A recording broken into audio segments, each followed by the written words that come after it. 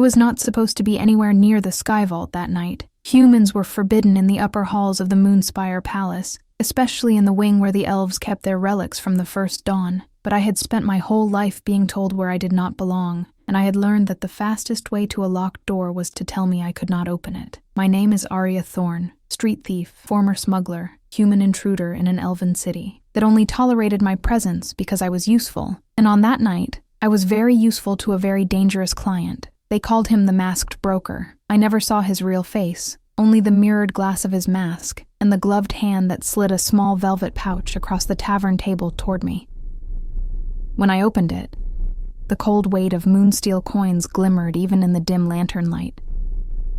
"Half now," he said, his voice distorted behind the metal. "Half when you bring me the Starblade." I laughed then, because I thought it was a joke. The Starblade was a legend, one of the sacred weapons said to have been forged from fallen stars and tempered in the light of the northern auroras. It was supposed to be bound to the Elf King himself, a symbol of his right to rule the Twilight Realms. "No one gets within 10 steps of that thing," I said. "It is guarded by wards, glyphs, and probably a small army." The Masked Broker tilted his head, studying me. "No one but you," he said. "You are good enough to steal a crown from a wedding altar in broad daylight. You are good enough to walk out with a sword at midnight. I should have walked away. I should have left the coins on the table and taken a safer job, like smuggling illegal dream wine through the harbor tunnels. But there was something in his tone, something that sounded less like an offer and more like a prophecy. Besides, no one had ever dared to steal from the Elf King. That alone made it irresistible. So at the stroke of moonrise, I found myself clinging to the side of the Moonspire, fingers numb against the cold stone, breath fogging in the thin air. The palace rose like a shard of silver from the heart of the elven city, its towers veined with glowing runes that pulsed faintly with magic. Below me, the city of Valerian shimmered, its bridges and walkways lit by floating lanterns and drifting willow-wisps. I climbed higher, hauling myself up between 2 carved columns until my boots found purchase on the narrow ledge that ringed the sky vault. A single arched window, framed by curling branches of petrified silverwood, stood half open to the night. I slipped inside. The first thing that hit me was the silence. Not an ordinary silence, but something deeper, like the air itself was holding its breath. The sky vault was a circular chamber with a domed ceiling, painted to look like the night sky. The stars moved slowly, not as paint should, but as if the room had swallowed the heavens whole and trapped them within. Relics lined the walls on crystal plinths, a shattered crown of black thorns, a pair of translucent wings folded in a glass case, a harp with silver strings that vibrated softly with no visible touch. But my gaze went straight to the center of the chamber, to the sword.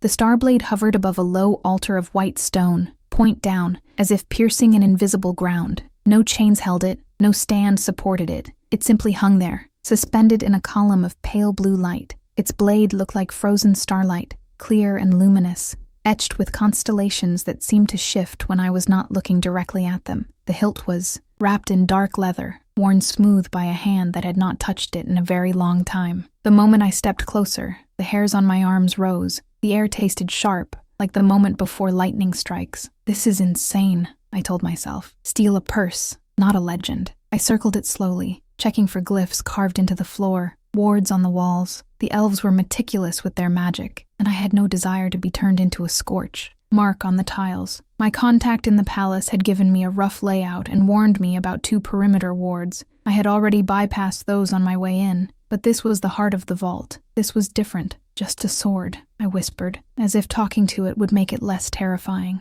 "A very shiny, very expensive sword." As I reached out a hand, the column of light flickered. My fingers froze in midair. I could feel energy humming, not against my skin, but inside my bones, like distant thunder. "Walk away, Arya." Instead, I took a breath and closed my hand around the hilt. The world vanished. Light surged up my arm, not burning but piercing, racing through my veins like liquid dawn. For a heartbeat, I saw things that were not there. Snow falling over black mountains, a crown glinting with shards of ice, an elven man standing alone in a hall of fallen banners, a sword like this, one in his hand, his eyes full of a grief so deep, it swallowed me whole. I gasped and staggered, my boots skidding against the smooth stone. The column of light collapsed with a soft, ringing sound. The Starblade was no longer hovering. It was in my hand, solid and impossibly real, the constellations on its blade bursting into brighter light. And then the alarms woke up. The ceiling stars flared red,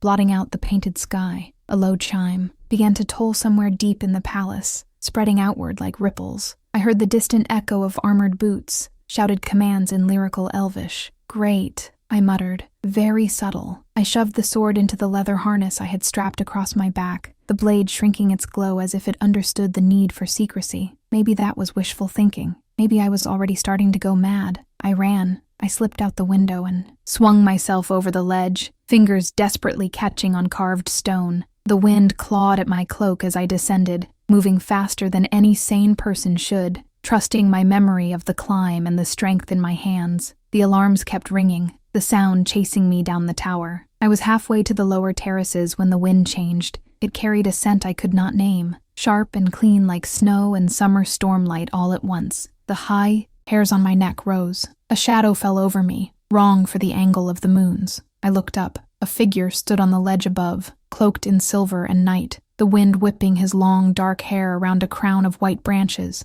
His eyes glowed faintly, not with magic, but with something older, something that made my breath catch. I did not need to see the crest woven into his cloak to know who he was. I had just stolen the Starblade, and now I was dangling from his tower, staring up into the face of the Elf King. His gaze dropped to the hilt of the sword over my shoulder. For a long, unbearable moment, he simply looked at me, as if measuring the shape of my soul. When he finally spoke, his voice rolled down the stone like thunder. "So," he said slowly, "the Starblade has chosen." His eyes locked on mine. "Climb up, thief," the Elf King said. "Or should I say, my queen, if you want to. Keep following this story. Make sure you like this video. Leave a comment telling me what you think so far, and subscribe to the channel so you do not miss the next part." The stones cut into my palms as I climbed. It would have been easier to drop, to let go and vanish into the darkness and the maze of rooftops below. Pretend this night had never happened. But his eyes held me like hooks. There was nothing in them that promised mercy. And yet, when he called me queen, something in my chest flared like the moment I touched the Starblade. So I climbed. My muscles trembled from the strain, fingertips scraping cold stone as I dragged myself up toward the ledge where he stood. When I finally reached it, a strong hand closed around my wrist. Power prickled against my skin, but he did not burn me. He hauled me up with effortless strength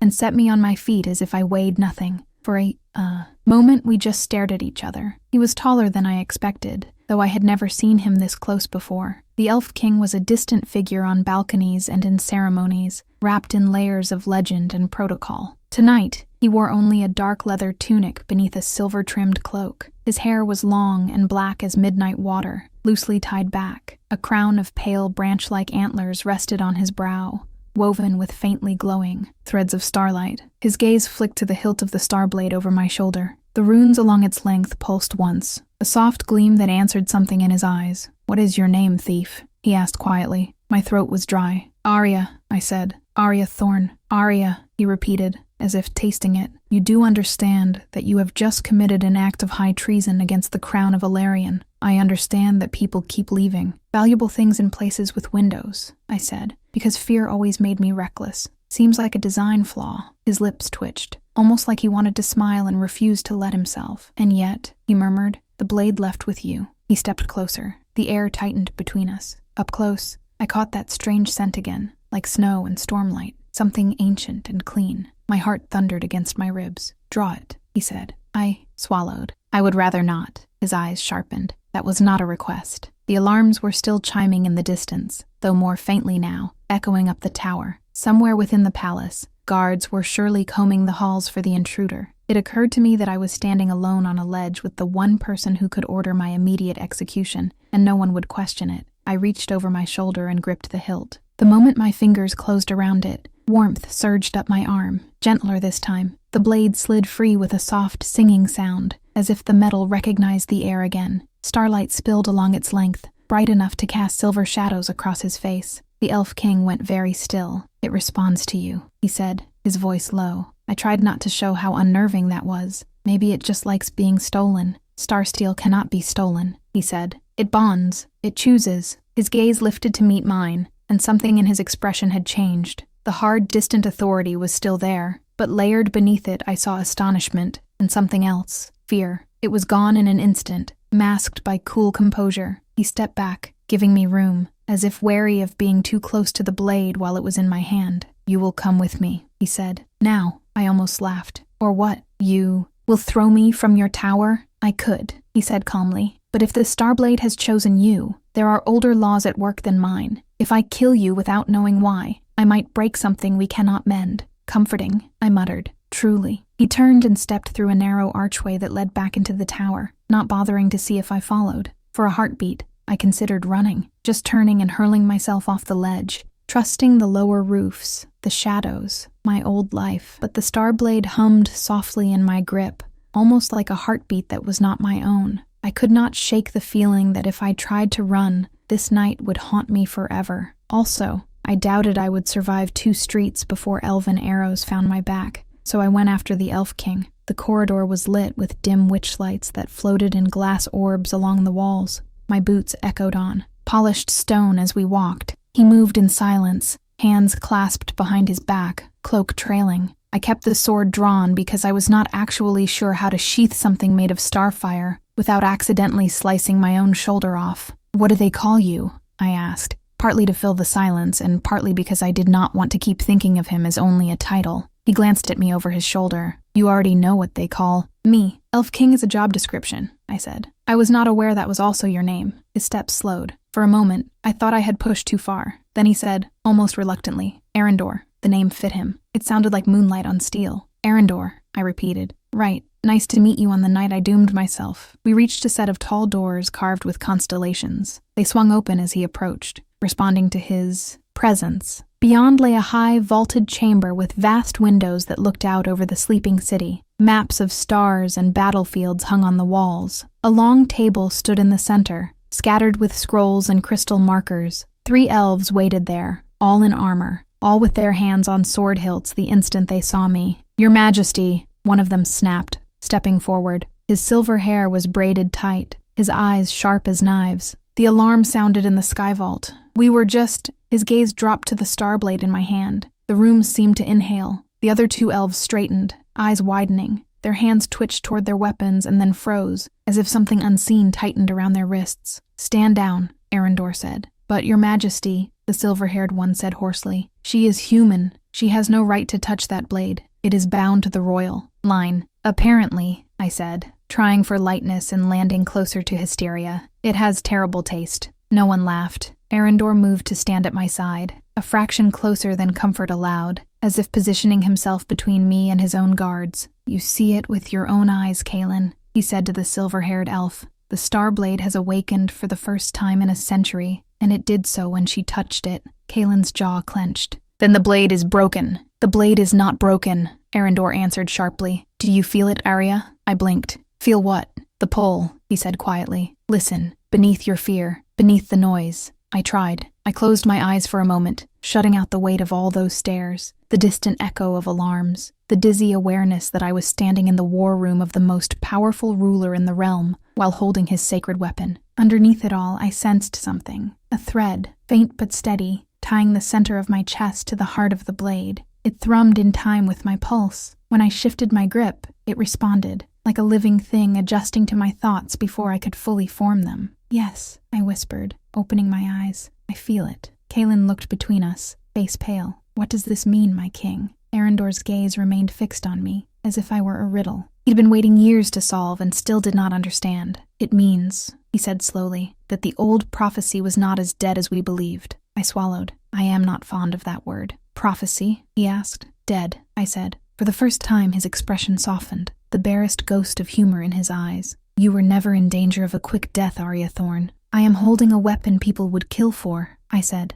"I broke into your palace. Every guard in this city wants my head." "Yes," he said calmly, "but as long as that sword answers to you, no one will touch you without my consent." Kaelin stared at him. "Your Majesty, the Council will never accept this. A human cannot be bound to the Starblade, much less—" He cut himself off, but the word hung there anyway. "Queen." My stomach dropped. I looked from Kaelin to Arendor. "Tell me this is some elaborate way of saying I am going to prison." Arendor held my gaze, and there was no way to mistake the gravity in his voice when he spoke. "You tried to steal my Starblade," he said. "Instead, you woke it, and it chose you. That means the fate of this realm is now tangled with yours." He stepped closer, his presence wrapping around me like shadow and starlight. "You are not going to prison, Arya," he said. "You are coming to my side." My heart slammed against my ribs. "As what?" I asked, though I already knew what he was going to say. The Elf King did not blink. "As the one the blade has named Queen," he answered, "whether you or I like it or not." They did not throw me in chains.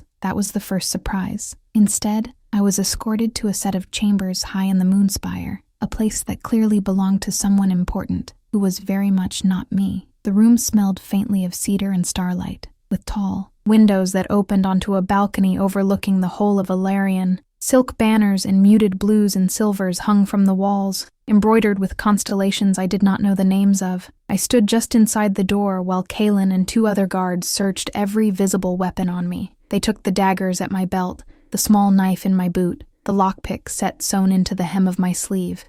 They tried to take the Starblade. The moment Kaelin's fingers brushed the hilt, the blade flared, not just with light, but with heat. A bright, searing pulse shot through the room. Kaelin hissed and jerked his hand back, eyes wide. A red mark, already cooling to pale white, burned across his palm where he had touched it. "The blade resists," he said, voice tight. "It will do more than resist if you keep provoking it," Arendor murmured from the doorway. He had not left with the others. He watched the entire search, arms folded, face unreadable. I could feel his gaze on me, as heavy as the sword on my back. "Leave us," he said to the guards. Kaelin hesitated. "Your Majesty, it is not wise to remain alone with her. She is a thief. She was hired to steal the blade. We still do not know who by." Arendor's eyes flicked to me, then back to his captain. "She is also, for the moment, the only person keeping that blade from turning every greedy soul in this realm to dust. I will take my chances." Kaelin's jaw clenched, but he bowed and led the others out, closing the door behind them. Silence settled like snow. I shifted my weight between my feet, acutely aware of the rich carpet under my boots, the delicate glass lanterns. The fact that one wrong move from me in this room probably cost more than I had ever stolen in my life. "So," I said, "this is cozy. Is this the part where you explain why your sword thinks I am royalty?" His gaze sharpened. "Is that what you think it did? Mistook you?" "I was not exactly born with a crown," I said. "I grew up in the smoke quarter, stealing food from market stalls and trying not to die of winter cough. If there is a prophecy out there about a queen from the gutters, I must have missed it." He moved farther into the room, pausing near the window. The moon's light caught the edges of his crown, turning the pale branches on his brow into a halo of frozen fire. "There is an old telling," he said, "older than this city, older than my line. It speaks of a time when the Starblade will sleep, and with it, the land's protection. Shadows will gather at the edges of the realm. The borders between worlds will thin. In that hour, the blade will awaken only for one whose blood bears no claim to the throne, and whose hands are stained by law but clean before the stars." I stared. "That sounds poetic," I said slowly, "and completely unhelpful." His mouth twitched. "It means the blade would choose someone who is,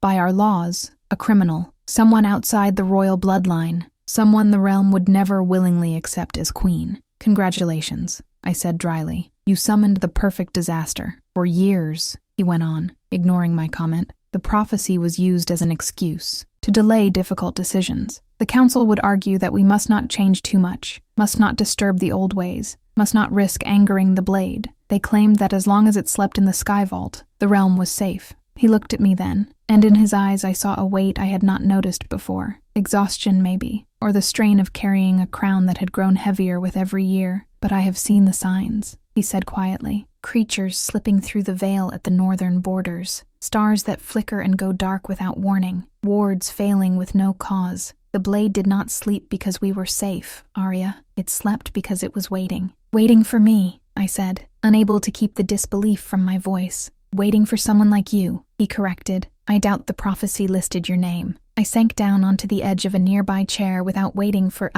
permission. My legs had gone a little weak. "I am not a hero," I said. "I am not a chosen anything. I took the job because I needed the coin, and because I was stupid enough to think I could outclimb your guards. That is it." "Who hired you?" he asked. I hesitated. The instinct to protect a client was ingrained. "On the streets. Betraying the wrong name could earn you a knife in the ribs before you finish the sentence. But then I remembered the masked broker's voice, the way he had spoken of the Starblade, not like it was a challenge, like it was a piece in a game he had already set in motion. A man who calls himself the masked broker, I said, wears a mirror mask, speaks through a filter, deals in information, relics and favors. I do not know his real name. No one does. Arendor's expression darkened. He does not deal within the city walls. My spies would have warned me. He has people who deal for him, I said. Human, elf, half-blood, anyone desperate enough. He pays well and makes problems disappear, or appear if you pay him more. And he wanted my Starblade. He said someone else wanted it, I said. He did not say who. I did not ask. That is how this works. He went quiet, looking out over the city. From this height, Illyrian was a river of light spilling between dark spires, the bridges like threads of silver, stitched across shadow.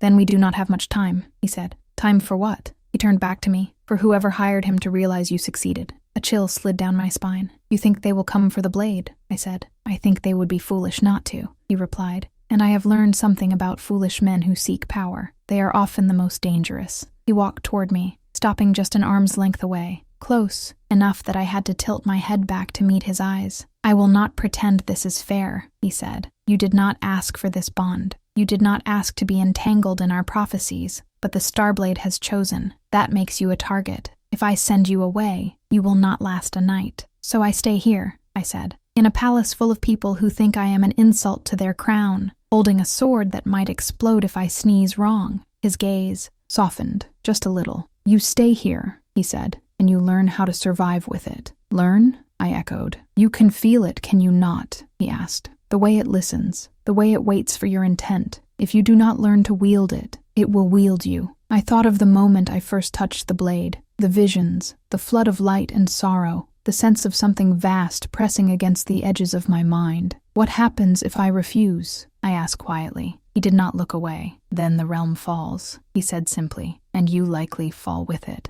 I closed my eyes for a moment and drew a slow breath. I had spent my whole life running from things, guards, debts, the memories of nights when I was too cold to feel my own fingers. I was good at disappearing before problems found me, good at surviving alone, but I had never held something that felt like the heartbeat of a kingdom in my hands before. When I opened my eyes, Arendor was still there, waiting for my answer. Fine, I said. I will learn, but do not expect me to curtsy. Something like relief flickered over his face, too swift to catch and hold. I would not dare, he said. A sharp knock sounded at the door before I could respond. Arendor's expression hardened again. Enter, he called. Kaelin stepped inside, a folded scrap of parchment in his hand. His eyes darted. To me, then to the Starblade, then back to his king. This was found in the sky vault, your majesty, he said, hidden beneath the altar. A message, sealed with a mark we have not seen in centuries. Arendor took the parchment, broke the black wax, and read. As his eyes moved over the lines, the color drained from his face. What is it? I asked. He looked up, and in that moment, the Elf King's composure cracked just enough for me to see the fear beneath. The masked broker was not working alone, he said. This was not about stealing a relic. It was about breaking a seal. He handed me the note. There was only one line written there, in ink that shimmered like oil. When the star weapon leaves its cradle, the gate below the roots of the world will begin to open. My hand tightened around the parchment. You said shadows were gathering, I whispered. Yes, Arendor said. His gaze dropped too, the Starblade at my back, then rose to meet mine again. And thanks to tonight, he said quietly, they now know the queen who will try to stop them. Sleep did not come easily that night. I lay in a bed that was softer than any I had ever known, wrapped in silks that smelled faintly of jasmine and cold air, staring up at a ceiling painted with constellations. Somewhere beneath the Moonspire, the palace murmured and shifted, wards humming, guards,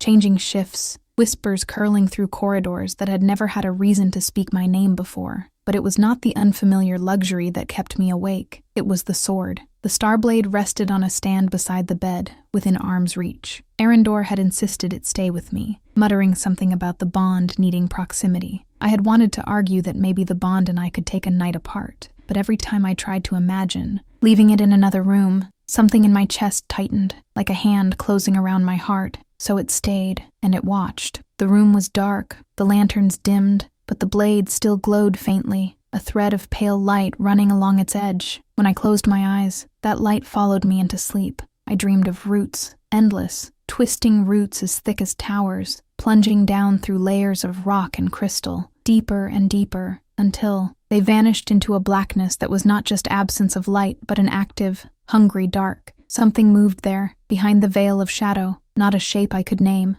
only a weight, a presence pressing upward, testing the walls of its prison. At the center of that black, a single crack of pale light pulsed in time with my heartbeat. I woke with a sharp gasp, sitting bolt upright, hand reaching for the sword before I was fully aware I was moving. My fingers closed around the hilt and the dream shattered, the room snapping back into focus. Cold sweat slicked my skin. My heart hammered. The Starblade's light flared once, then settled again. "Do you enjoy disturbing my sleep?" I whispered. No answer, of course. Just that soft humming in my bones, the faint sense of attention. Not hostile, not kind, just there. A cool breeze slipped through the balcony doors. Dawn was bleeding into, the sky smearing the horizon with purple and rose. I swung my legs out of bed, grabbed a cloak, and strapped the blade across my back. If I was going to be haunted anyway, I might as well be awake for it.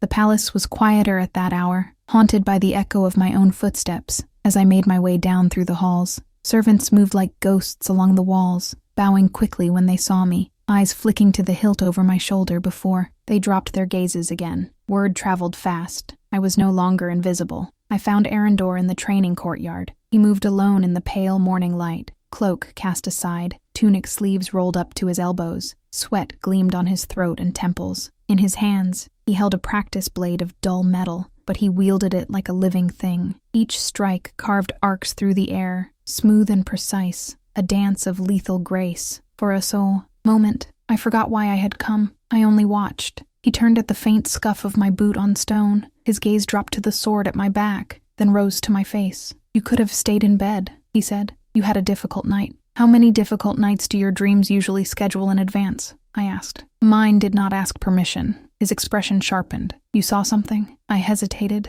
then nodded. Roots, deep under the earth. Something behind them, pressing against the dark. A crack of light. It felt like a door that had been locked for a very long time and was getting tired of waiting. He exhaled slowly. "The gate, under the roots of the world." "You have seen it?" I asked. "Only in the oldest records," he replied, "and in the ravings of seers who never fully came back from their visions." "Well," I said lightly, "that is comforting." His gaze softened for a heartbeat. "If the blade is showing you such things already, we do not have the luxury of slow preparation." He gestured to the center of the courtyard. "Come. If you are to stand against what waits beyond that gate, you must first learn not to cut your own head off." "High aspirations," I muttered, but I stepped forward. He did not reach for the Starblade, and I did not offer it. Instead, he picked up another practice weapon and stood opposite. "Me. Draw," he said. The motion was already becoming familiar. My hand rose to my shoulder, fingers closing around the hilt. Light slid free of leather with that same soft, singing sound. The Starblade's glow brightened, casting silver over the stone. "Listen," Arendor said. "Do not simply swing. Feel." "Feel what?" I asked. "The way it moves," he said. "It is not steel. It will not respond like steel. Let it answer you. Do not force it. Ask." "Ask a sword," I said. "Wonderful. I have always wanted my weapons to be more opinionated, but I tried." I took a breath, closing my eyes for a moment. The world narrowed to the weight in my hand, the cool warmth of the hilt against my palm, the steady thrum of energy running along my arm. I thought not of striking, but of reaching, of drawing a line through the air as naturally as tracing a path in sand. When I moved, the blade moved with me. It was not perfect. My footing was off, my wrist a little too tense, my shoulders tight with the effort not to make a fool of myself. But the sword flowed, adjusting to my grip,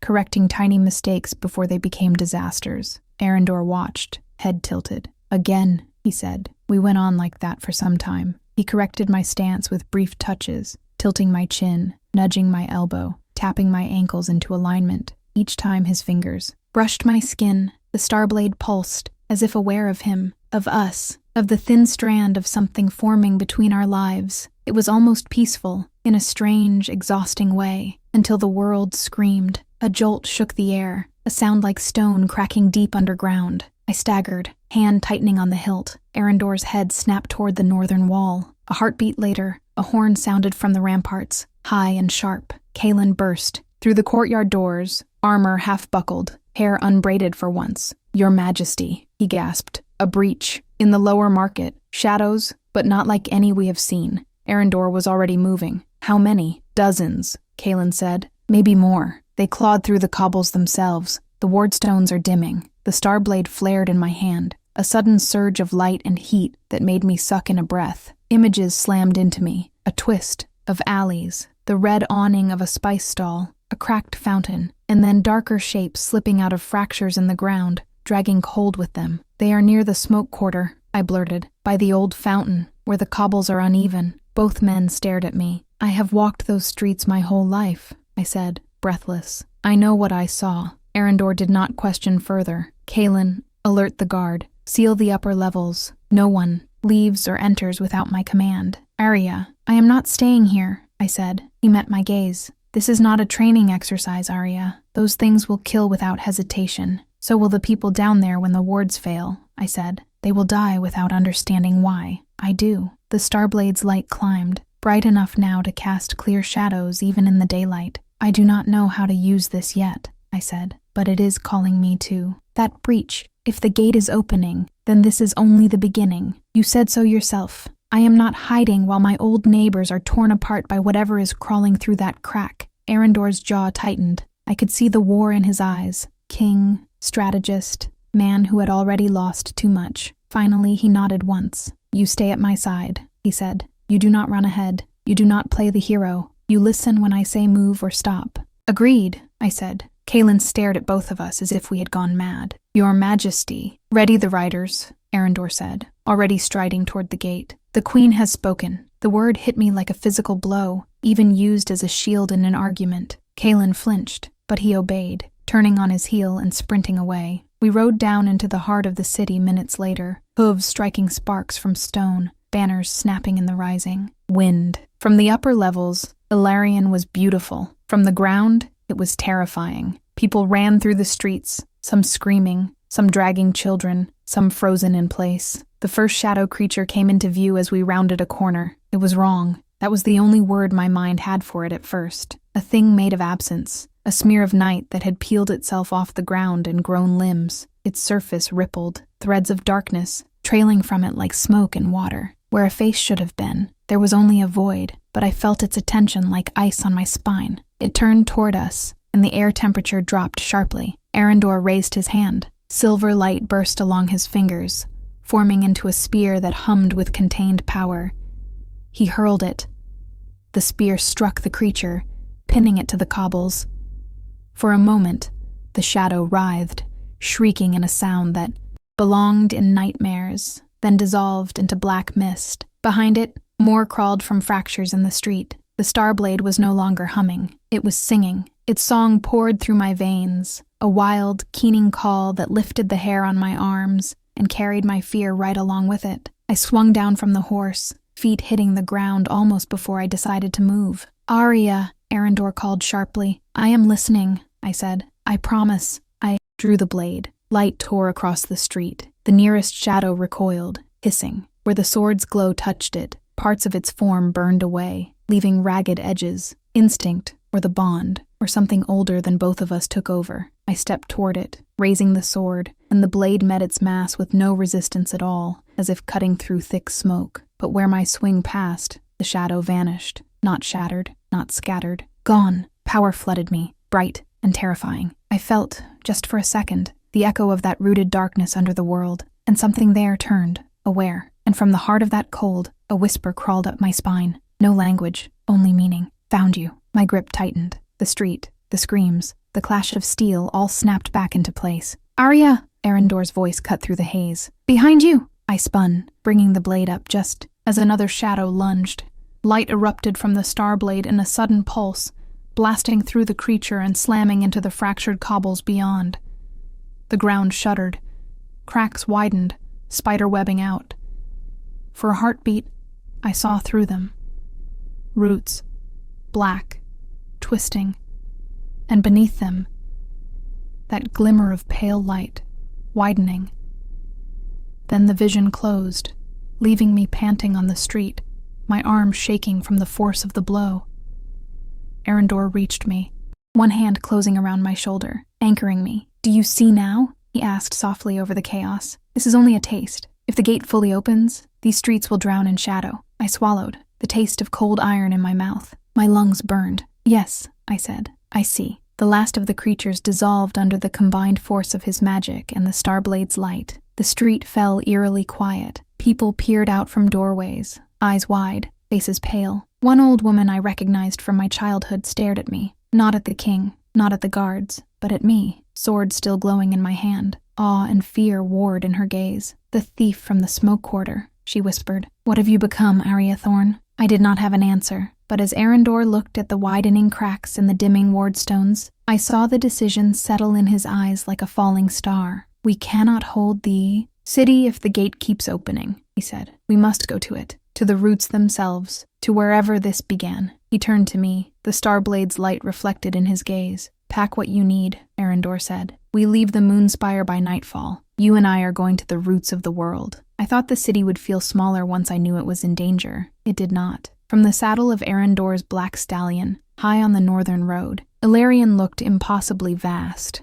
Towers speared the sky, bridges arched like strands of moonlight, smoke curled up from the markets I had grown up in. Somewhere down there, a younger version of me was still running barefoot between stalls, stolen apples stuffed under her cloak, convinced that the worst thing that could happen was getting caught by the city guard. Now the worst thing that could happen was the world ending under her feet, the escort. Around us moved in disciplined formation, a dozen riders bearing the silver crest of the Moonspire, Kaelin at their head, a pair of mages in deep blue cloaks riding near the rear with their hands resting lightly on pouches of spellstones. I rode between Arendor and Kaelin, the Starblade strapped across my back, its steady warmth pressing between my shoulder blades like a second spine. Leaving the Moonspire had been faster than I expected. There had been no send-off, no speeches, no fanfare, just quiet, efficient preparation, armor buckled, provisions packed, horses saddled. Arendor had traded his ceremonial cloak for a travel-worn one, his crown for a leather circlet.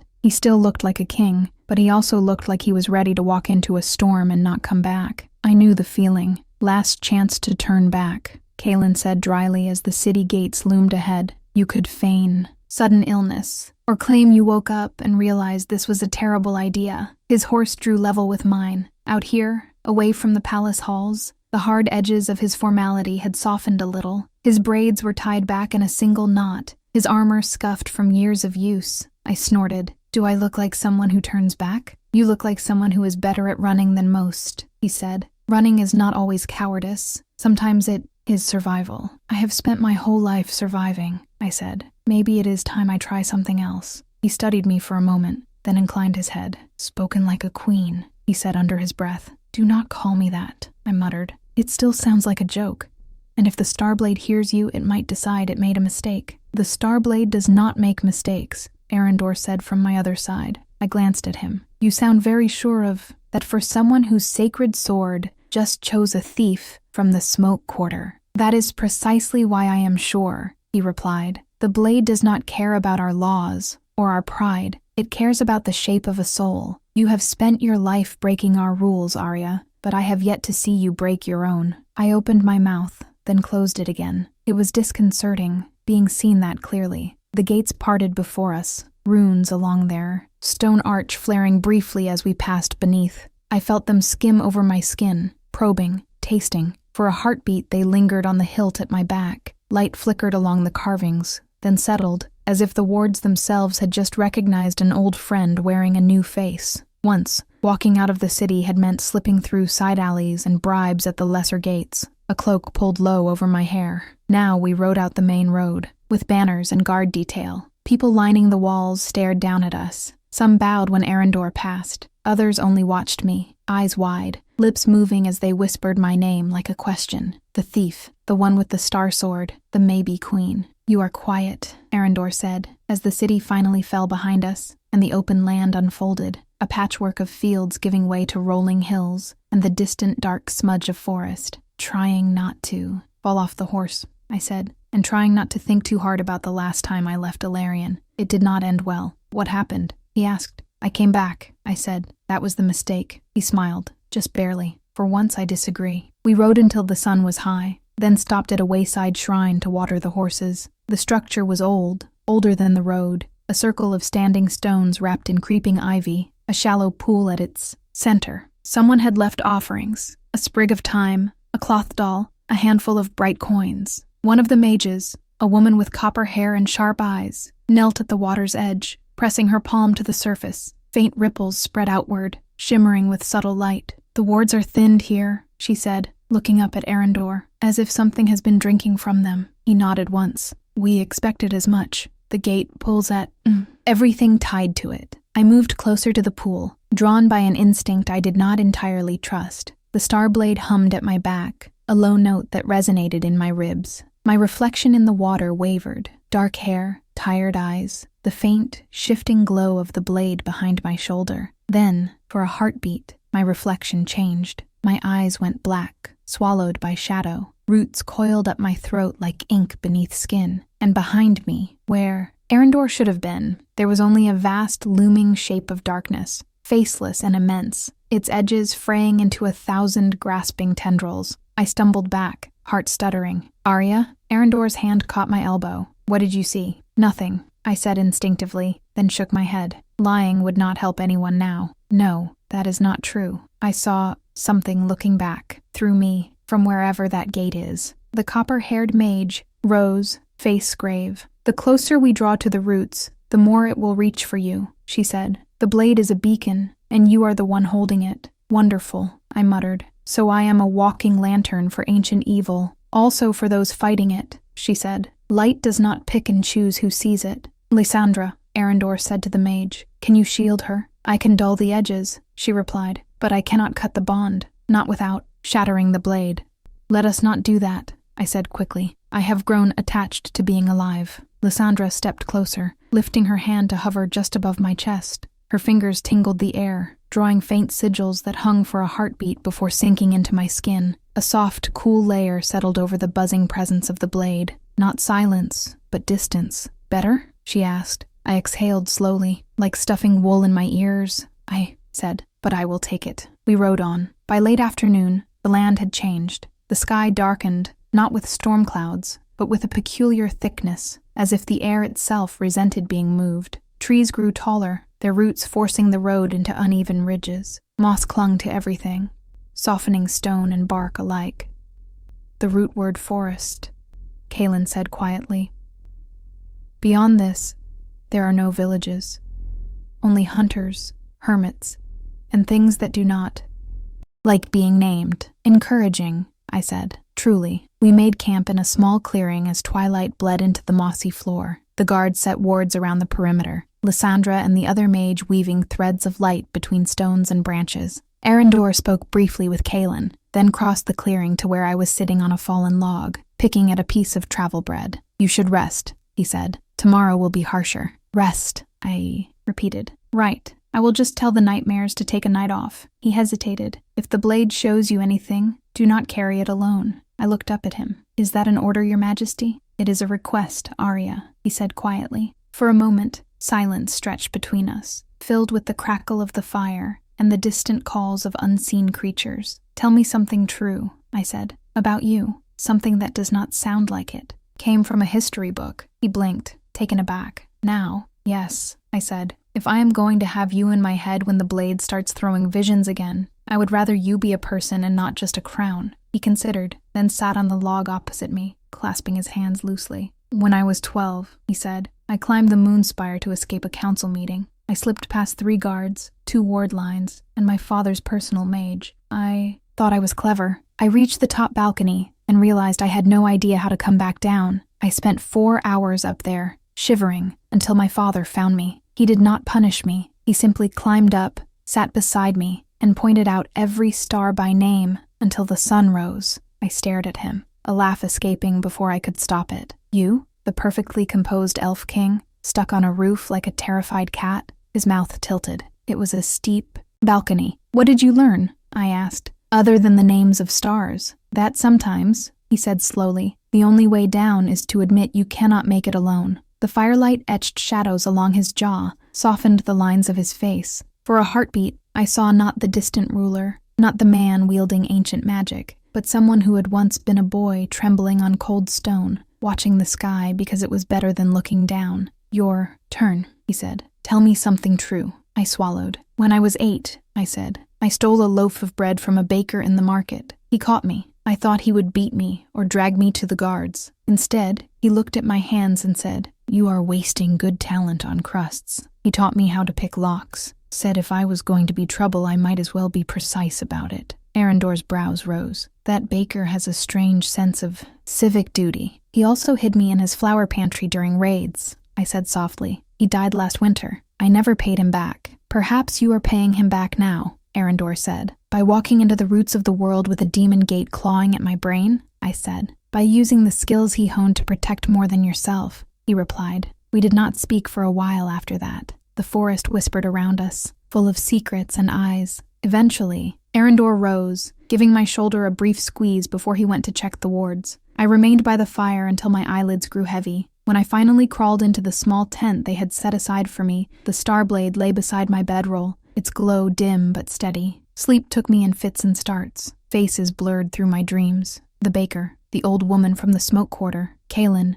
hair unbound, Lysandra, hands slick with ward light, Arendor on the tower ledge, his hand reaching down. And then, abruptly, the forest fell away. I stood in a vast cavern of roots. They twisted around me in colossal arcs, thicker than palace towers, veins of pale light pulsing under their bark. The air trembled with distant, thunderous heartbeats. At the far end of the cavern, the roots braided together into a wall, and in the center of that living barrier, a crack of blinding white light ran from floor to ceiling. The gate. It was wider now. The crack bled radiance, too bright to look at directly. Through it I saw shapes moving, not shadows this time, not formless things, figures, tall, thin, their edges flickering like candle flames in a draft, eyes like pits of starlight turned toward me. And in front of the gate, between the roots, stood a man in a mirror mask, the masked broker. His reflection face caught the gate's light and fractured it into a dozen warped images of me. His gloved hand lifted, beckoning. Come closer, Arya Thorn. His voice echoed, somehow clear even in the roar of the gate. You are late. The other side grows impatient. They have waited long to greet their queen. I did not move. Every instinct I had screamed at me to run, but there was nowhere to go. The cavern of roots stretched into forever, the gate burning white against the dark, the masked broker waiting like a stain in the center of it all. His mirror mask caught my reflection from a dozen angles. I saw myself fractured there. Thief, queen, child, weapon. This is a dream, I said, or thought I did. My voice sounded thin against the roar of the gate. Dreams are doors, he replied. And you, Arya Thorn, have become a very valuable key. I tightened my grip on the Starblade, though here in this vision it felt different, almost weightless. The constellations along its edge burned brighter, answering the gate's light with its own. Who are you working for? I demanded. Who is on the other side of that crack? He tilted his head, and the reflections of me slid over the surface of his mask like spilled water. Names will not help you, he said. Your king likes names. He wraps things in titles and prophecies until he forgets what they are. Gates, bargains, the cost of light. But you and I, we deal in something simpler. And what is that? I asked. Choice, he said. The gate pulsed, and a wave of pressure rolled through the cavern. The roots shuddered, hair lifted on my arms. The figures behind the crack drew closer, their outlines flickering, their eyes burning like distant, hungry stars. You should never have touched the Starblade, he went on, almost gently. But now that you have, there are only two paths left to you. Open the gate on their terms, or be broken resisting it. I am not opening anything for them, I said. A noble sentiment, he said. Do you think it matters? He lifted his hand. Threads of shadow unraveled from his glove, snaking through the air toward me. I swung the Starblade on instinct, cutting through them, light hissing where it met the dark. The shadows recoiled. His laugh was soft and almost fond. Good, he murmured. Very good. They chose well when they chose you, and so did the blade. I do not serve whatever is behind that crack, I said, and I do not serve you. You serve inevitability, he said. We all do. The gate will open. The only question is how much of you will be left when it does. The crack in the roots widened. I could feel it, not just in the air but in my own bones, as if something inside me answered that movement. The bond between me and the Starblade pulled taut, a burning thread tying me to the light and, through it, to the gate. The figures on the other side pressed closer, raising long, thin hands to rest against the crack. Their touch made the light ripple and distort. The masked broker stepped aside, gesturing toward the gate like a showman revealing his grand finale. "Come see," he said. "See who reaches for you. See why your king's line kept this sealed for so long. See what he has not told you." The Starblade hummed in my hands, its song rising, sharp and urgent. I dug my heels into the imaginary earth and stayed where I was. "No," I said, his head cocked. "No, I am done going where people point," I said. "You want me to step closer so they can get a better grip on me, so they can use this bond and drag me through. You are not the only one who knows how to read a room." Silence stretched. Then, slowly, he clapped his hands once. "Very good," he said. "Better than I expected. But the longer you resist, the more it will hurt when they pull. And they will pull. They have waited through ages, through kings and wars and dying stars. They do not get tired. You do." "I have been tired since I was 6, I said. "It has not killed me yet." His voice lost its amusement. "You cannot win by standing still, Arya Thorn," he said. "You cannot win by clinging to your king's side like a frightened child. You are the hinge, the pivot, the crack in the door. You were never meant to be safe." "I am not clinging to anyone," I said, though my mind flashed, unbidden, to Arendor's hand on my shoulder in the street, his voice cutting through the chaos, his eyes when he said he would not send me out to die alone. The broker tilted his head, reading something in my silence. "Ah," he said softly, "he has already let you close enough to hurt him. How very like his father." I froze. "You knew his father?" "I watched him bargain," the broker said, "at the last gate flare, when the roots shook and the stars dimmed. Your king was a child then, hiding behind stone pillars while his father made promises he could not keep. The line of Arendor is wrapped around that gate like chains. You stepped into more than a blade when you stole it." I swallowed hard, throat tight. "What do you want from me?" I whispered. His answer came without hesitation. "I want you to remember," he said, "when the truth cuts deeper than any sword, when you realize how many lies were dressed up as protection, when you stand in front of that gate in the waking world and everyone around you tells you what you must do, I want you to remember that there was always another choice." "Which is?" I asked. He spread his hands. "You could walk away," he said. The gate flared. A rush of wind slammed into me, carrying the smell of cold and ash. The roots groaned, splitting further. Fine cracks raced under my feet. "You are lying," I said. "I am offering you freedom," he replied. "Your king will never do that. He will offer you duty, sacrifice, responsibility dressed as love. I offer you survival dressed as selfishness. Which is more honest, I wonder?" The light grew too bright to bear. I lifted the blade to shield my eyes. The figures behind the crack pressed closer still, and I felt their attention like claws on glass. "Leave me alone," I said through my teeth. "For now," he said simply. The gate exploded into light. I woke, choking on a scream. Hands caught my shoulders before I could scramble off the bedroll. The tent ceiling loomed above me. The air was thick with the scent of moss and smoke and night. "Arya," Arendor's voice said, close and low. "Look at me." I dragged in a breath and focused. His face hovered inches from mine, hair loose around his shoulders, eyes bright in the dimness. There was no crown here, no cloak, no audience. Just a man kneeling in the dirt beside my bedroll, his hands steady on my shoulders even as mine shook. "The gate," I rasped. I saw it again, and him, the broker. He was there. His grip tightened. "Tell me," he said.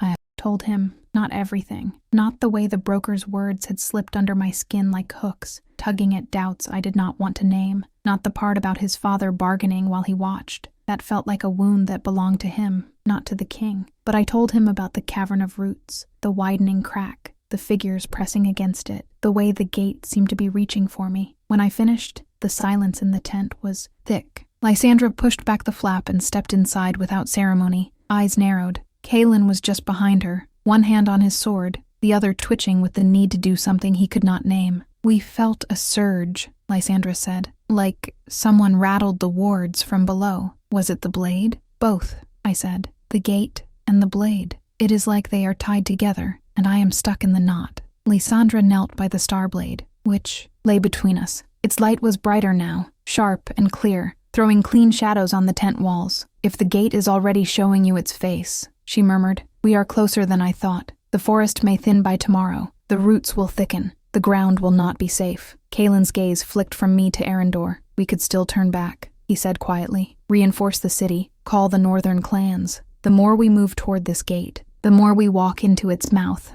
"No," I said, at the same time Arendor did. Our eyes met. In that brief look, I saw the same truth reflected back at me. "We do not have time to gather armies," Arendor said. "By the time banners are raised and vows are spoken, the cracks will be wide enough to swallow them whole. This began as a wound in the roots. We go to the wound, and if the gate wants her there," Kaelin asked, "if that is exactly what it has been drawing her toward since the blade woke?" The tent seemed to hold its breath. Arendor looked down at the Starblade, then back at me. When he spoke, his voice was very soft, but there was steel beneath it. "Then we do not go to the gate alone," he said. "Whatever it wants from her, it will have to face me to take it." Warmth surged up the bond between me and the blade, so sudden it made my fingers tingle. For a heartbeat, I felt it not as a weapon, but as a bridge. A line of light stretched between his promise and my fear, tying us together. "You should not make vows like that," I said, my voice unsteady. "The world has a cruel sense of humor about them." "I am aware," he replied. "I make it anyway." Lysandra sighed, a quiet, resigned sound. "Then I will do what I can to keep you both alive long enough to regret your decisions," she said. "We move at first light. The wards will not hold much longer in this part of the forest." Kaelin lingered as she left, his face tight. "This is madness," he said under his breath, "and yet I will follow you into it, both of you." He bent his head, giving me a look that was almost a bow, then ducked out. Inside the tent, it was just us and the soft, insistent glow of the Starblade. "You did not tell me everything," Arendor said quietly. I stiffened. "I told you enough." "You did," he said. "For the mission, not for you." I looked away. "If I repeat his words, they sink deeper," I said. "Right now, they feel like splinters. I do not want to turn them into roots." He was silent for a moment. Then his fingers brushed the back of my hand, light and careful, as if he were aware I might bolt like a spooked animal. "When my father stood before the last flare," he said, "I was a child. I heard enough to know he gave more than he should. Have to keep the gate sealed.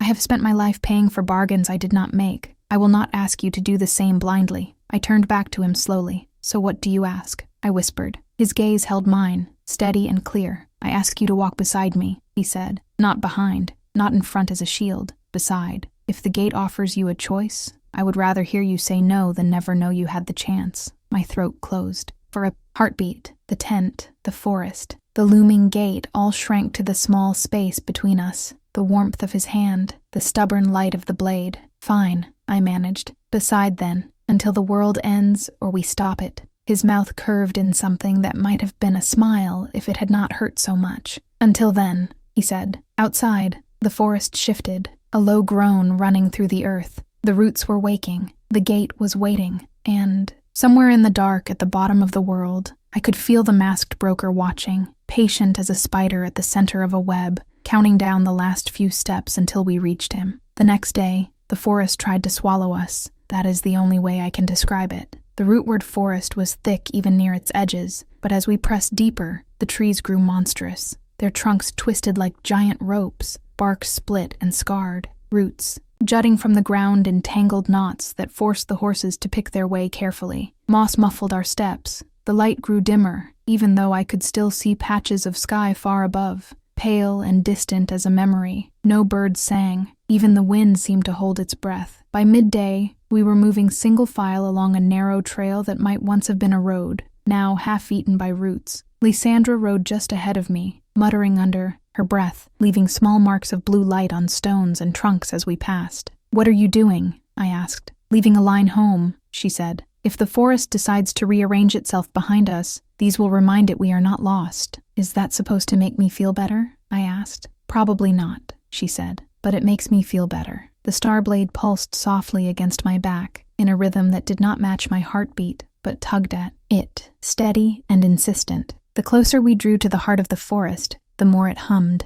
as if each step carried us closer to a note in a song only it could hear. By late afternoon, the trail ended. We came to a cliff. It was not made of stone in any way I understood. The ground simply dropped away into a vast chasm. Its sides formed of roots thicker than towers, coiled and braided together. They curved downward, vanishing into a depth that swallowed light. A faint glow seeped up from below, pale and sickly. Not the clean, sharp brightness of the Starblade, but something older and more desperate. "The outer sink," Kaelin said quietly. "This is as far as most explorers come. The routes beyond this shift. Paths that were safe one hour are gone the next." "And the gate?" I asked. "Beneath," Arendor said. His voice sounded different here, stripped of echo, as if the forest drank his. words, at the deepest point, where the roots knot around whatever was bound there. He swung down from his horse, boots crunching on the uneven ground. The rest of us followed. "How do we get down?" I asked, peering over the edge. The drop was dizzying. Wisps of white mist curled up from below, winding around the roots like breath.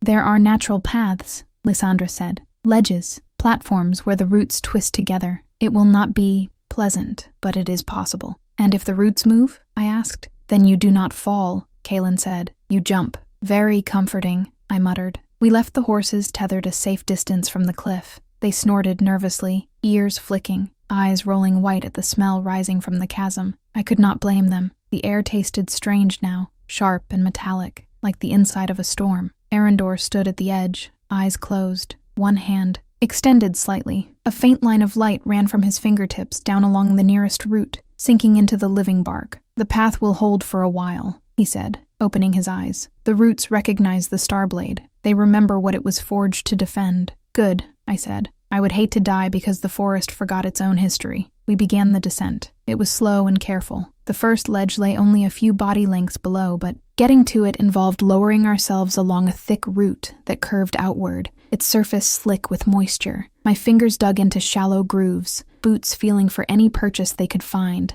The Starblade steadied me, not physically. It did not sprout extra hands or sprout hooks from the hilt, but the hum in my bones sharpened, aligning my balance, as if the blade knew where my center of gravity should be, and nudged me toward it. Each time my foot slipped, my muscles corrected before panic could fully set in. By the third ledge, I was shaking with exertion and the strange pressure building in the air. By the fifth, the glow from below was strong enough to paint our faces. By the seventh, the forest began to whisper. It was not wind. The air down there was too heavy for that. It was something else. Voices threaded through the spaces between roots, too faint to catch at first. Murmurs, echoes. "Do you hear that?" I asked in a low voice. Kaelin's eyes were flinty. "I hear nothing," he said. Lysandra frowned. "I hear impressions," she said, "but not words." "Why?" The Starblade flared at my back. "They are calling my name," I said. Arendor shot me a quick look. "The gate is reaching," he said. "Do not listen." "That is difficult when it uses my own voice,"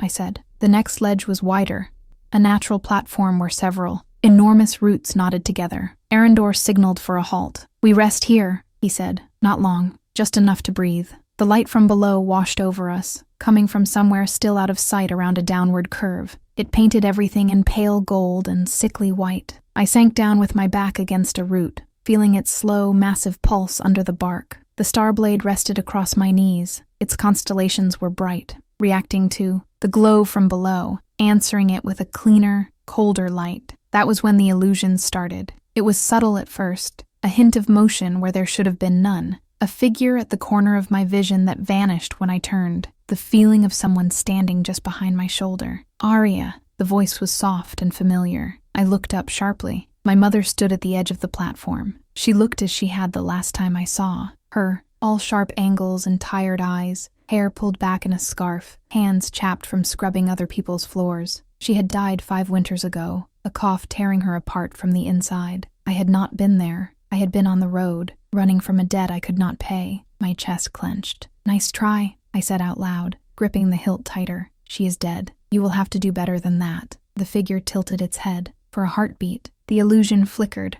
her outline blurring into something tall and thin and wrong, then snapping back into the familiar form. "You left me," not my mother said. "You took your quick hands and your sharp tongue and you left. Do you think saving their shining city now pays that debt?" The Starblade's hum rose to a warning. Arendor's hand closed around my forearm, fingers tight. "What do you see?" he asked. "You were right," I said through my teeth. "The gate is reaching." Behind him, Lysandra swayed, eyes unfocused. Kaelin had gone rigid, his gaze locked on a point in the air only he could see. "They are showing us what we regret," I said. "What they think will make us move where they want." I stood. The illusion of my mother stepped closer. Her eyes were dark hollows now, roots curling up from her collarbones like black vines. "You cannot unabandon a life," she said, "but you can. Choose whose world you save. Leave the roots. Let the gate open. It will swallow the ones who never wanted you, the ones who only called you thief. Let it take them, and walk away." The temptation was not in her words.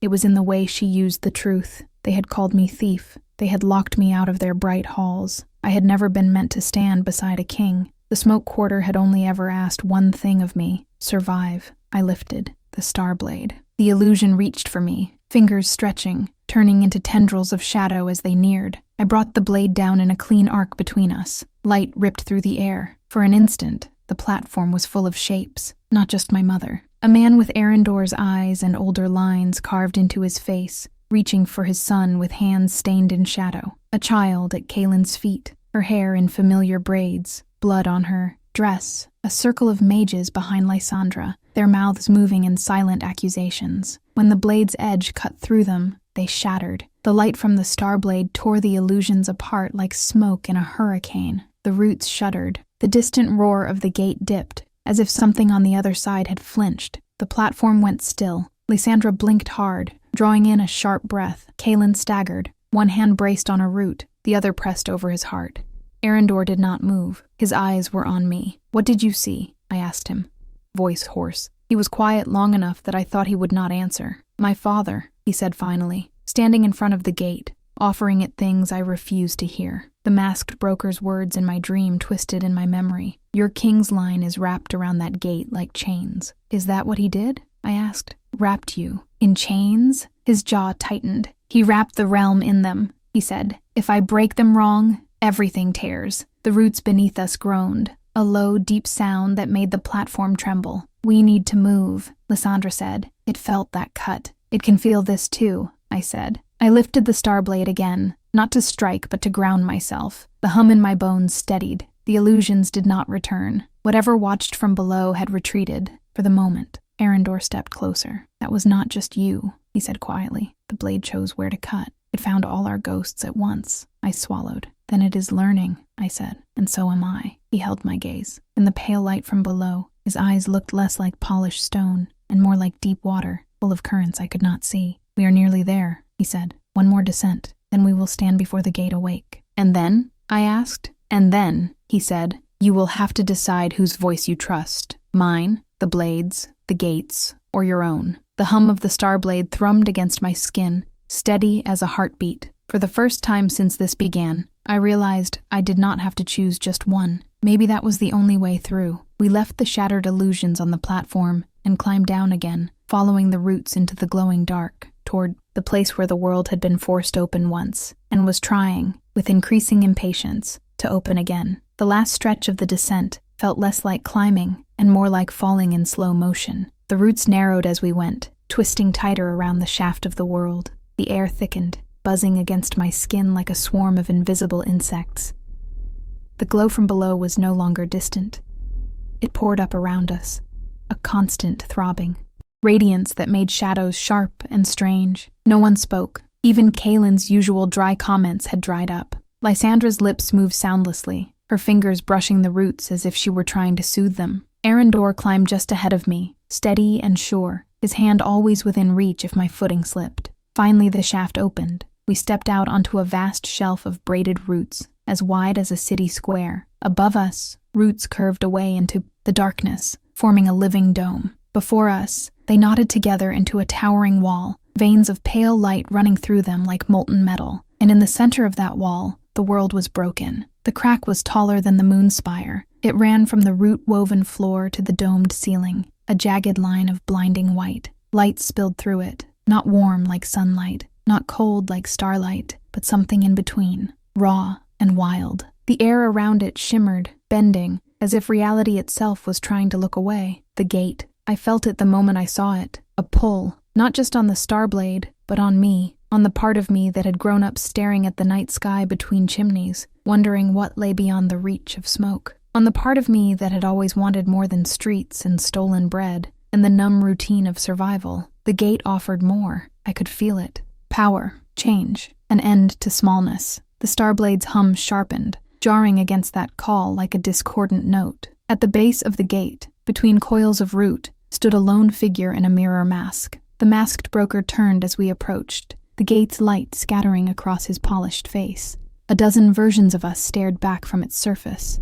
Arya the thief, Arendor the king, Kaelin the loyal blade, Lysandra the watcher at the edge of the impossible. "You took your time," he said. His voice was not distorted now. It was clear, calm, almost kind. "You were in my dreams," I said. It was not hard to find the way. Dreams are efficient, he agreed. Kalen's sword was out before the last word left the broker's mouth. You will not leave this place alive, he said. The broker merely lifted one gloved hand. Shadows rose from the roots like smoke, forming a thin barrier between them. Kalen's blade hit the darkness and stopped, as if he had struck stone. You are late to that threat, the broker said. I left my ordinary life behind a long time ago. Arendor stepped forward. The gate's light gilded the hard line of his jaw, the set of his shoulders. Who are you serving? He asked. Balance, the broker said. Change, the natural order of things. You mean whatever is clawing at that crack, I said. He inclined his head. Toward me. They are older than kings and wards and little star swords, he said. They remember a time before this realm was sealed. They remember what it cost to lock them out.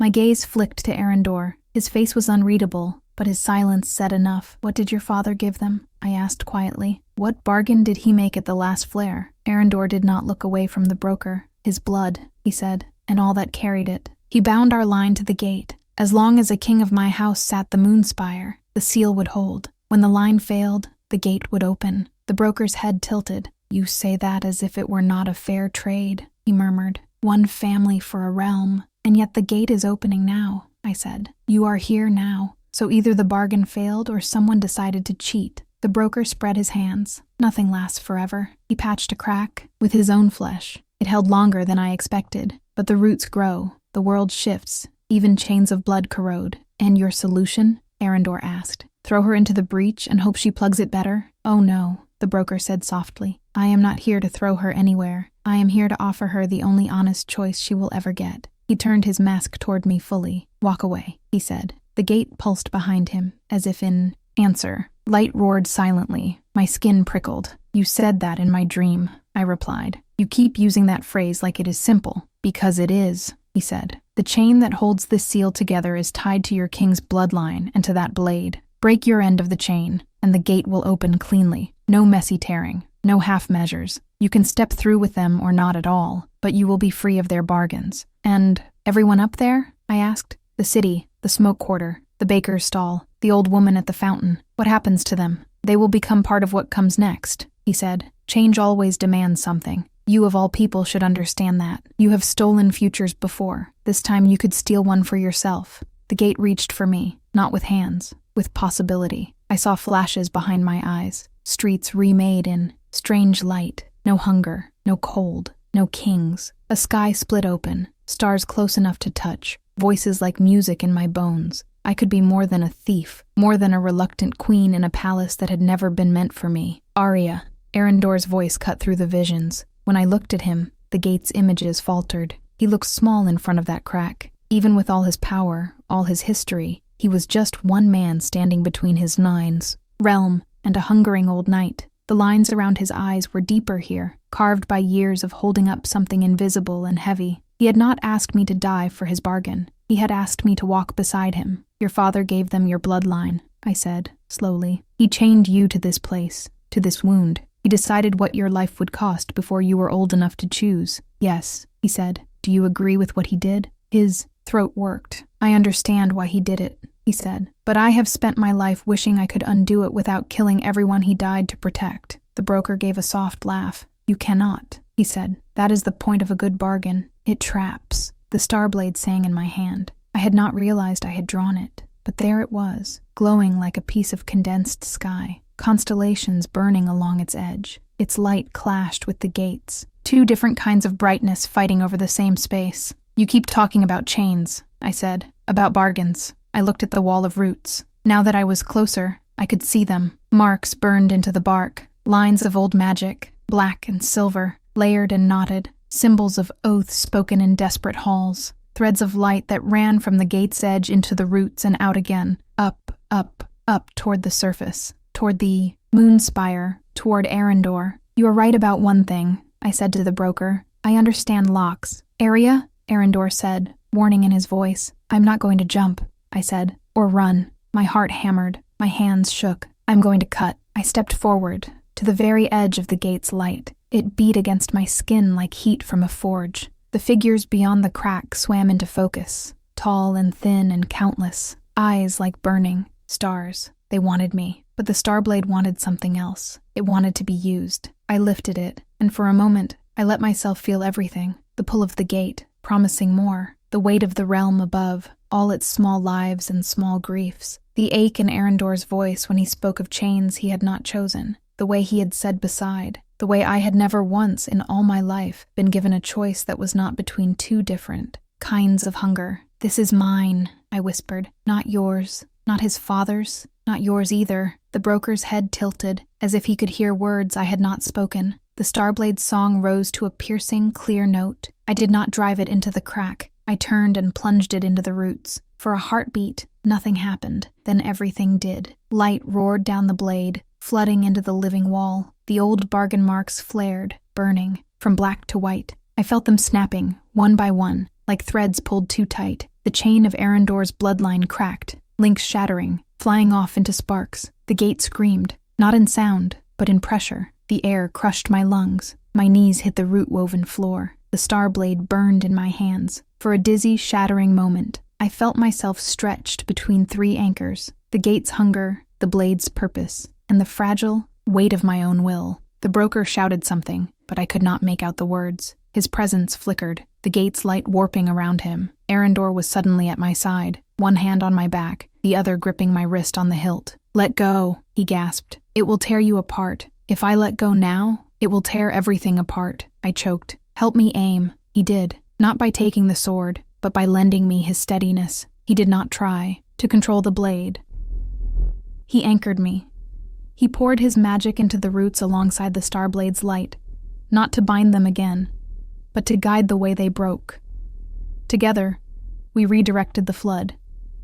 Instead of letting the gate's force blast straight through the realm, we carved a channel. Up, the blade sang. Not down, not out, up. The roots convulsed. The crack in the world narrowed, bit by bit, light squeezing through a smaller and smaller wound.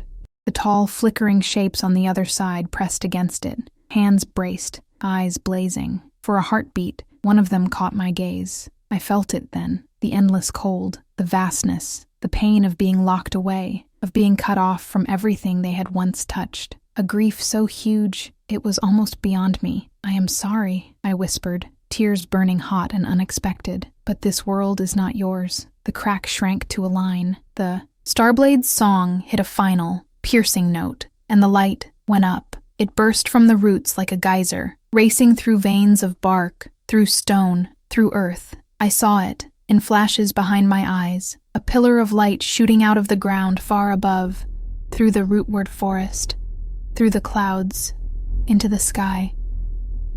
I saw the stars overhead shiver and answer, constellations shifting by a fraction, like someone exhaling for the first time in ages. The gate slammed shut. The impact threw us back. I hit the braided floor hard, the Starblade flying from my hand and skidding across the roots, its light suddenly dim, exhausted. The aching pressure vanished, leaving a ringing silence. The crack in the wall of roots was gone. In its place, there was only bark, blackened and scarred, veins of faint starlight fading slowly under the surface. The masked broker lay near the base of the wall, half buried in splintered roots. His mirror mask was cracked, a web of fractures distorting the reflection. Through one gap, I saw an ordinary eye, bloodshot and very human. "You fool," he rasped. "Do you know what you have done? Broken your favorite toy?" I croaked. "You broke the chain," he said. "Not just his, yours. The next time the gate pushes, there will be nothing to hold it but you." I dragged myself toward the Starblade. "Then it will have to push through me," I said. "Not through a bargain I never agreed to, through a choice I made." He laughed, a ragged, ruined sound. "You think that makes you less a prisoner?" he whispered. "No," I said. My fingers closed around the hilt. The blade flickered weakly, like a star seen through fog.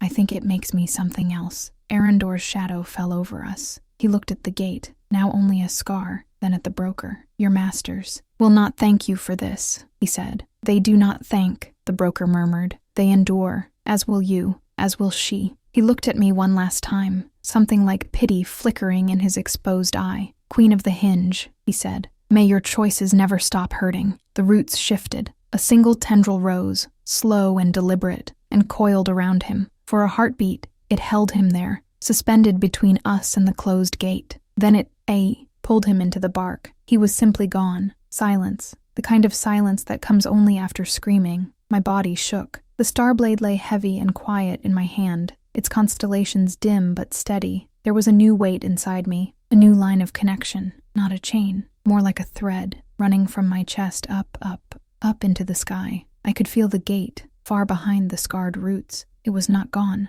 but it was distant, contained. For now, Arendor sank to his knees beside me, his hand cupping my face, eyes scanning me as if checking for cracks. "Arya," he said. I started to say I was fine, but the word caught. Tears spilled instead, hot and helpless. "I did not want to be this," I said. "I wanted coin and quiet and a way out. I did not want to be anyone's queen. I did not want to be a plug in a broken world." "I know," he said. His thumb brushed a tear away. "I know. You are free," I said. "The chain your father made, it is gone. You could walk away from the throne, from all of it. You are not tied here anymore." He was quiet for a long moment. Then he shook his head. "Perhaps I am finally free to stay," he said softly. "Not because I must, because I choose to." He glanced at the Starblade, then back at me. "And not alone," he added. I let out a shaky, half-broken laugh. "You are still calling me queen? You stole. My Starblade woke a prophecy, closed a gate, and rewrote my bloodline's fate," he said. "Do you know any thieves who have done less and claimed more?" I leaned my forehead against his for a moment, breathing him in. Smoke and sweat and that strange, clean scent like snow and stormlight. "I am still a thief," I said, "so I will steal this too." "This?" he asked. "The right to decide," I said. "If I am queen, it is because I chose it, not because a blade or a gate or your father said so. Mine." He smiled then, a real smile, tired and fierce and almost disbelieving. "Yours," he said. When we finally climbed back toward the surface, the roots did not fight us. They held steady, as if acknowledging what had just happened. Above, the forest was quiet. No restless wind, no groaning earth. When we emerged under the open sky, the stars shone brighter than I had ever seen them. In the days that followed, bards would twist the story into a dozen shapes. They would say the Elf King tamed the gate with ancient magic. They would say a forgotten prophecy rose from the roots of the world. They would say the Starblade chose a queen. But I know the truth. The gate is still there, a scar in the dark, always waiting. The Starblade still hums, a shard of sky bound to my hand and my heart. And I am still Arya Thorne, the girl from the smoke quarter, who climbed where she was not supposed to, stole a sword that did not belong to her, and found, to her own horror and wonder, that the sharpest thing she carried was not the blade at her back, but the choices she was finally allowed to make. The night I stole a Starblade, the Elf King called me queen. The day I closed the gate, I finally believed him.